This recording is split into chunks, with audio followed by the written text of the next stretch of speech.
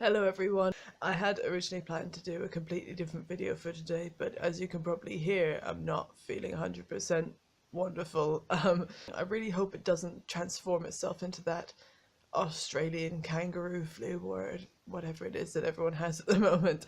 As I said, I had a different video planned for today. I was going to do a skit. Um, I had it scripted and everything, but I just I don't have the physical or mental capacity to do it today.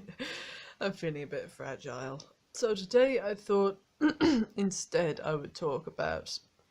I touched upon it in my top 15 albums video. I edited it out of the final video. I had a feeling this would happen. I'm going to do a video about bands that radically change direction. I'm going to do a video because it is such a bugbear of mine. They develop such a loyal fan base from they're doing one thing and then they just do something completely different.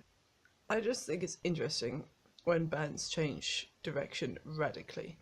There are two ways that a band can just completely change. One, which is the sensible one, they're doing one thing, it's not working at all, and then they completely change what they're doing so that they might find success in a new genre. For example, that's what Michael Bolton did. He was in some kind of strange hair metal-y, power rock sort of thing, and then he started writing pop ballads and became super famous for writing pop ballads. But then you have bands that do it the other way around, where they get known for doing one thing. They build up their whole fan base for doing one thing, and then they just decide that they're going to go over here and do something completely different. And Shikari, I feel, did that. I think Funeral for a Friend did that as well when they released Tales Don't Tell Themselves, which is a great album, I love it, but it's nothing like ours. It's just an alternative rock album. They just went completely in a different direction. It's like, okay, that's cool, lads, but what about this thing that you were doing over here for the past few years that everybody loves you and knows you for? I know that artists aren't put here to please us. Rao Reynolds wasn't put on this planet to please me. He was put on this planet to please himself. He was put on this planet to express himself and his identity and his artistry. And it's a shame that in this particular case, what I wanted from him and what he wanted from him were two completely different things. I can't decide if it's something that you should get cross at an artist for or that you should respect. Another one who changed direction radically is George Miller, who most people would know as Filthy Frank.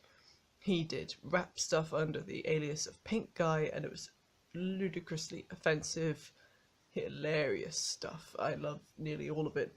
And then he decided he was going to distance himself from that completely and go off to do trap soul, essentially. I don't like his new stuff, but he came out and he said, the stuff that I was doing has been causing me medical problems and I'm going to stop it because it's hurting me. I want to go in this direction now. And I can respect him more for him coming out to say that's what he did.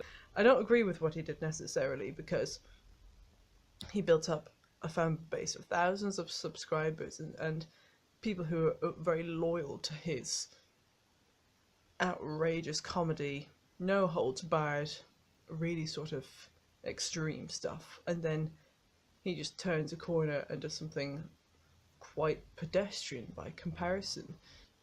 That's his choice. But I can't decide whether it's an artist sort of pissing on its audience, or if an audience should be more respectful to the artist's decision to do something else. I'm not quite sure. I've never made up my mind about it, because as I said, they're not put here to please me. Let me know what you think on this topic. I'll be back to do another skit when I feel a bit better. I just thought this would be a good opportunity to talk about this topic. If you like this video, give it a thumbs up. If you want to see more, please subscribe. And if you want to follow me at Twitter, I'm at LynchpinIRL. I hope I get better soon. And until tomorrow, take care everyone.